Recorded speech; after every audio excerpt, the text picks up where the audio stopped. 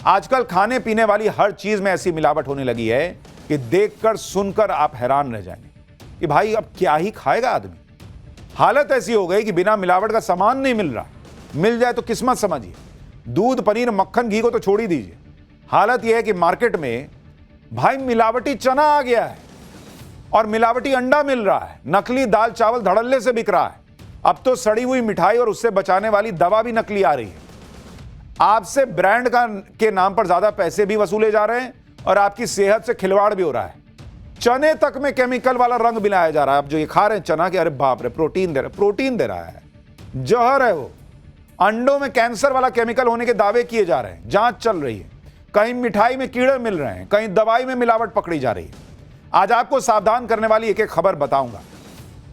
सेहत बनाने के लिए अगर आप भी भुने हुए चने को खाते हैं तो सावधान हो जाइए, क्योंकि चमकते हुए पीले चनों में केमिकल वाला रंग चढ़ाया जा रहा है।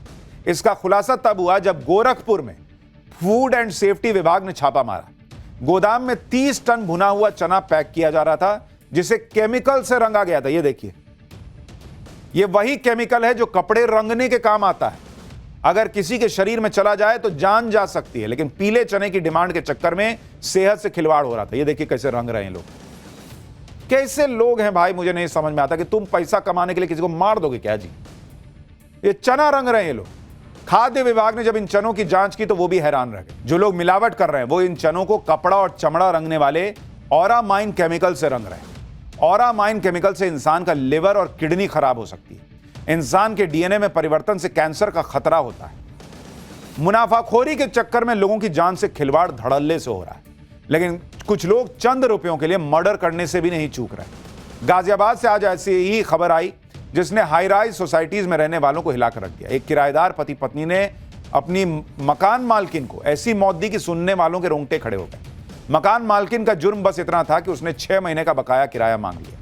पति पत्नी ने पहले अपने फ्लैट की महिला ओनर को घर पर बुलाया, उसके बाद उसका मर्डर कर दिया। फिर डेड बॉडी को सूटकेस में काट काट के भर दिया। डेड बॉडी को ठिकाने लगाने से पहले उनका राज खुल गया। आप भी सुनिए, जब दोनों ने अपना जुर्म कबूल किया तो वहां खड़े लोग कैसे हैरान रह गए। बताइए, मकान मालकिन किराया मांगने उसको मार दिया, कह रहा है कि मेरे पे हाथ मत उठाना, तुमको हाथ उठाने पे दर्द हो रहा है, दूसरे को मार दिए। क्या ही लोग हैं भाई। और अब हमारा स्पेशल सेगमेंट, सोचा है कभी, वो सवाल जो दिमाग की बत्ती जला दे। आपने नटराज की मूर्ति जरूर देखी हो, कई लोग घर में भी रखते हैं, लेकिन सोचा है कभी कि भगवान नटराज की मूर्ति में उनके पैरों के नीचे किसे दबा हुआ दिखाया जाता है? आज इसके बारे में आपको बताता हूं। दरअसल नटराज की मूर्ति में भगवान के पैरों के नीचे एक जीव दबा होता है। इस जीव का नाम है अप्समरा। दक्षिण भारत में इस जीव को मुयालका के नाम से भी जाना जाता है। यह एक बौना जीव है जिसके हाव भाव काफी डरावने लगते हैं। अप्समरा जीव दरअसल आधा इंसान आधी परछाई है। मान्यताओं के मुताबिक सदियों पहले साधु सन्यासियों में ज्ञान और ताकत का अहंकार आ गया था। उनके पूजा पाठ उनके लिए हथियार बन गए। एक बार उनके हवन से अजीबोगरीब जीव निकलने लगे, सांप, दैत्य और आखिर में एक छोटे कद का जीव निकला। यह जीव कोई आम बौना नहीं था, बल्कि उलझन, कंफ्यूजन और अहंकार की वजह से जन्मा था। इसी का नाम अप्समरा पड़ा। यह दुनिया में घूमता और लोगों के अंदर अहंकार और भ्रम पैदा करता। इसकी वजह से बुद्धिमान व्यक्ति भी अपनी समझ और सूझबूझ खो बैठते थे। जब अप्समरा ने साधु सन्यासियों को भी नुकसान पहुंचाना शुरू किया, तब उनको उसके खतरनाक होने का एहसास हुआ। तब भगवान शिव प्रकट हुए एक नर्तक के रूप में। उन्होंने एक पैर अप्समरा के ऊपर रख दिया जिससे वो दबा रहे, लेकिन वो उसे मारना नहीं चाहते थे, क्योंकि अज्ञानता को कभी नष्ट नहीं किया जा सकता। उन्होंने अप्समरा के ऊपर ही नृत्य करना शुरू कर दिया और उसे कभी उठने ही नहीं दिया। भगवान ने अपने इस नृत्य से दुनिया में सुख शांति और सूझबूझ को स्थापित किया कहा जाता है, और अज्ञानता को अपने पैरों तले दबाए रखा। इसलिए नटराज की मूर्ति में भगवान शिव के पैरों के नीचे दबा अप्समरा अज्ञानता और अहंकार का प्रतीक है, जिसे त्यागे बिना या पैरों के नीचे दबाए बिना आगे बढ़ना मुश्किल है, जीवन में सुख समृद्धि हासिल करना मुश्किल है।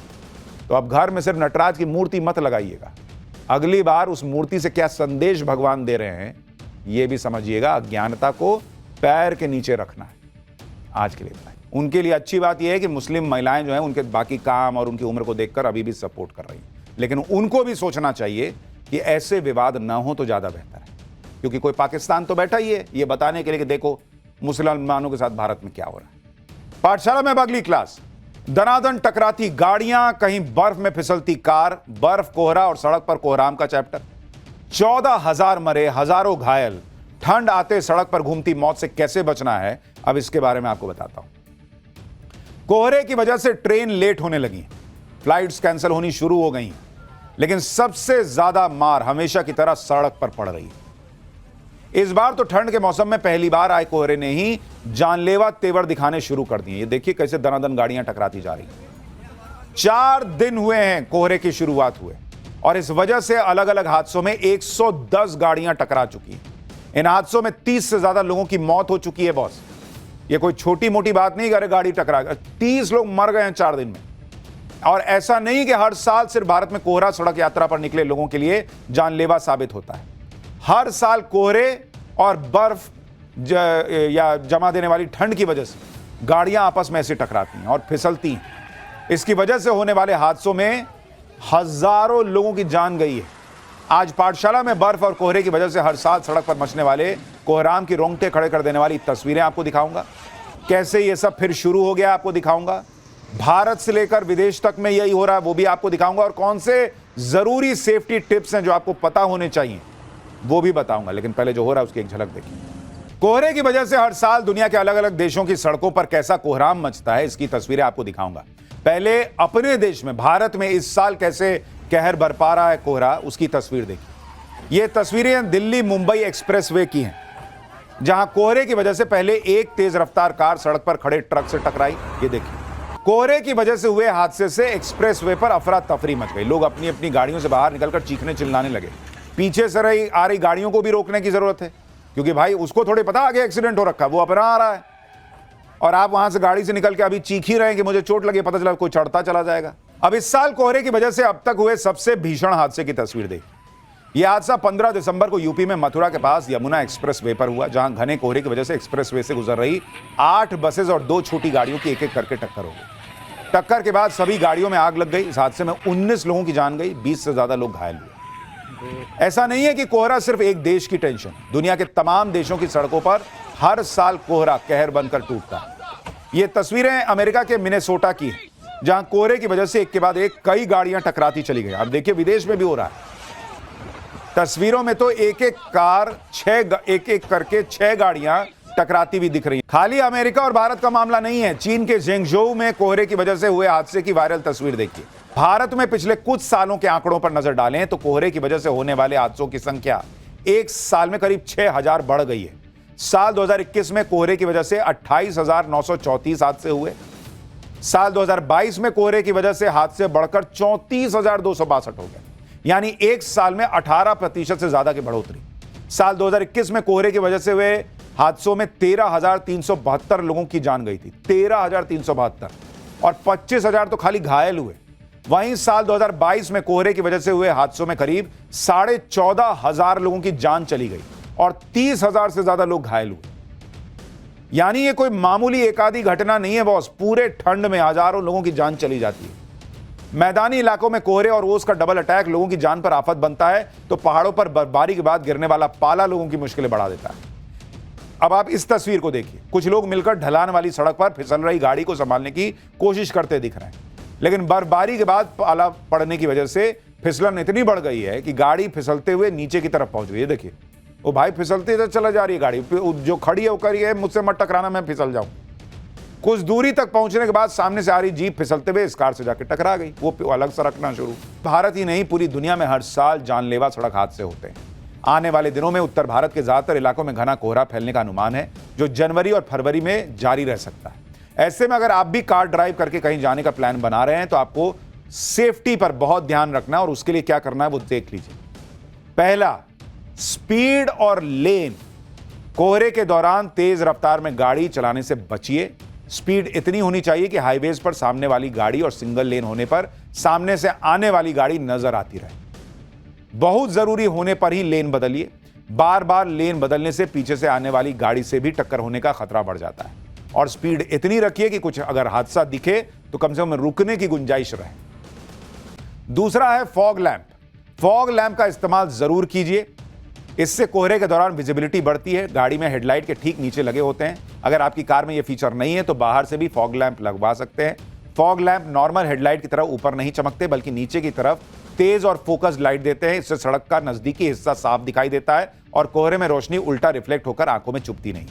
तीसरा, लो बीम हाई बीम, इसका ध्यान रखना है। घना कोहरा होने पर गाड़ी को हाई बीम पर चलाना खतरनाक साबित हो सकता है क्योंकि हाई बीम पर लाइट फैल जाती है और इसके कोहरे से रिफ्लेक्ट होने की वजह से कुछ नजर नहीं आता।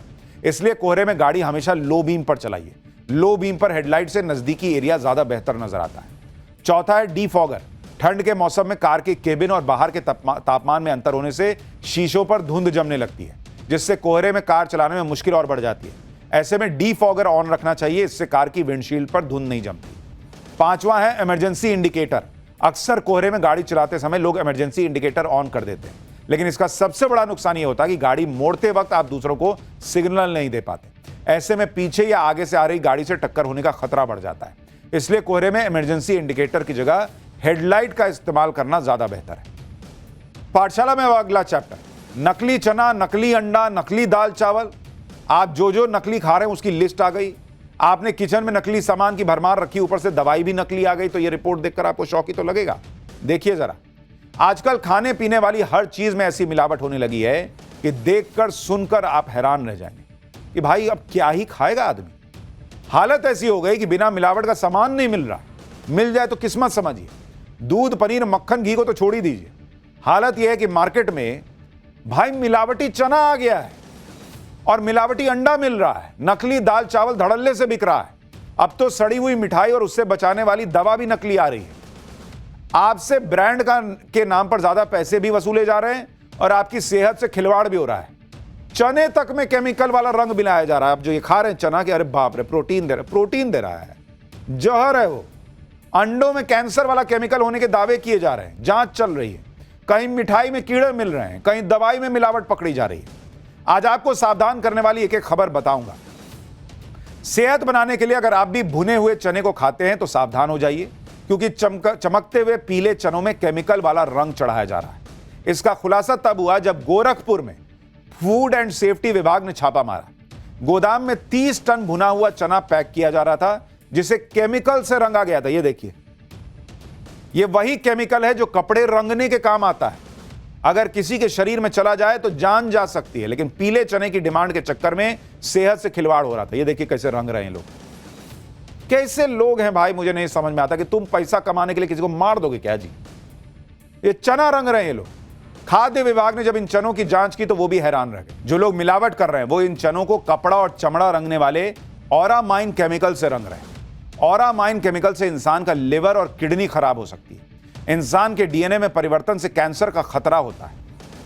मुनाफाखोरी के चक्कर में लोगों की जान से खिलवाड़ धड़ल्ले से हो रहा है, लेकिन कुछ लोग चंद रुपयों के लिए मर्डर करने से भी नहीं चूक रहे। गाजियाबाद से आज ऐसी ही खबर आई जिसने हाई राइज सोसाइटीज में रहने वालों को हिलाकर रख दिया। एक किराएदार पति पत्नी ने अपनी मकान मालकिन को ऐसी मौत दी कि सुनने वालों के रोंगटे खड़े हो गए। मकान मालकिन का जुर्म बस इतना था कि उसने 6 महीने का बकाया किराया मांग लिया। पति पत्नी ने पहले अपने फ्लैट की महिला ओनर को घर पर बुलाया, उसके बाद उसका मर्डर कर दिया। फिर डेड बॉडी को सूटकेस में काट काट के भर दिया। डेड बॉडी को ठिकाने लगाने से पहले उनका राज खुल गया।